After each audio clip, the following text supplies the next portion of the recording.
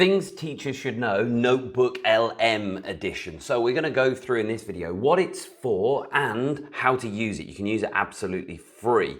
There'll be other videos that will take you through all the technical details of what you can do with it. This is just the introduction one. So what it's for.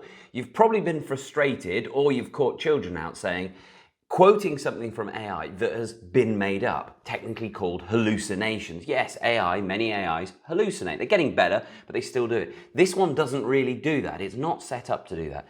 You can give it information, feed into it information, and it will extract the answer from the text. It will understand your text and provide a citation. So you can go back and say, hey, where'd you get this from? And click on it and it will show you. Really useful.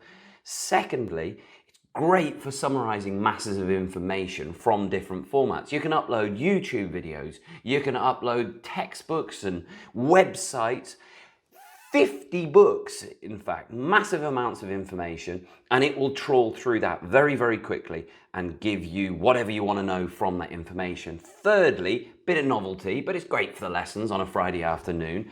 You can give your voice a rest. Good one for the auditory learners, the ones who like to learn by listening, or the auditory style learners. It will make podcasts. Even better, it now makes podcasts that the children can interact with. Very popular. Whoa, did someone just break the fourth wall? Let's hear it.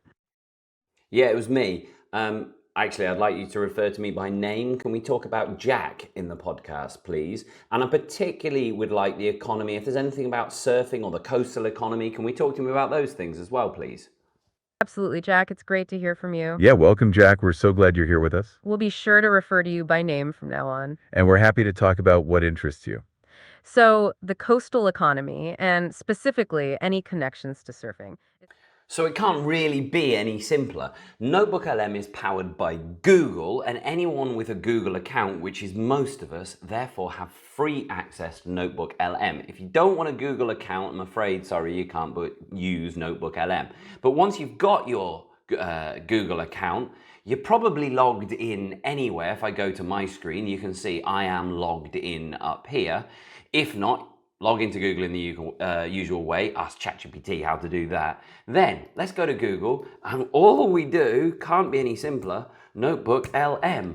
Click on it, it will be the top link that turns up, as you can see on mine, and then click the top link and you're in. Now I've already got stuff in there, but that is it. It's that simple, which takes me to the final bullet point, bookmark. All about the use of AI. For us teachers, it's easy. You don't have to be technical. You communicate in modern language. The key is to use it every single day, to remember to use it. How do we do that? We add it to our bookmarks at the top of the page. Otherwise, you'll forget about it. So get it in, get it the bookmark, and then just click on the bookmark and it'll appear. There's tip number one. Follow for the other videos.